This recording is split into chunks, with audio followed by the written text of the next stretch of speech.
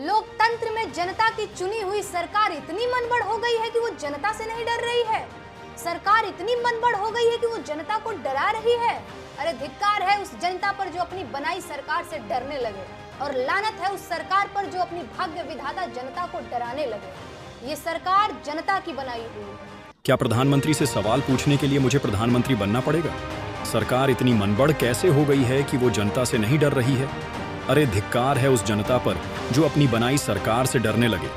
अपने जिंदा होने का सबूत दीजिए, सवाल पूछिए, अपना हक लीजिए। और जनता जब चाहे इसे बदल सकती है। सरकार जनता से है, जनता सरकार से नहीं। और अगर देश की सरकार देश की जनता से नहीं डर रही है तो इसका सीधा मतलब है कि ये सरकार बनाने का काम जनता कर ही नहीं रही। तो सरकार फिर कौन बनाएगा? ईवीएम। फिर तो हो चुका खेला। सरकार ईवीएम बनवा रही है और ईवीएम सरकार बनवा रही है। बढ़िया है फिर तो। अच्छा, दिल पे हाथ रख करके बताइएगा, आपको सच में लगता है कि सरकार देशवासियों का भला कर रही है? क्या आपको अब तक नहीं समझ में आ रहा है कि सरकार की नजर सिर्फ देश के संसाधनों पर है?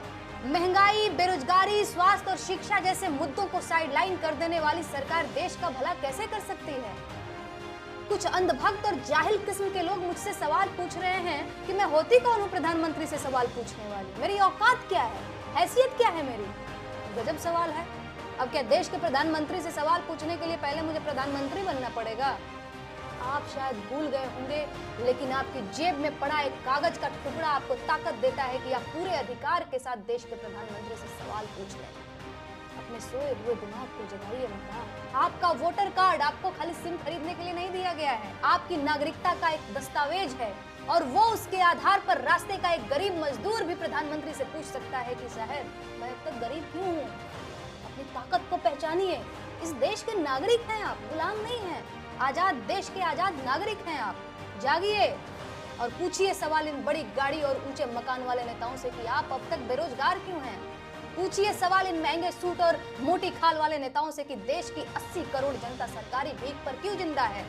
अपने जिंदा होने का सबूत दीजिए, सवाल पूछिए और अपना हक लीजिए।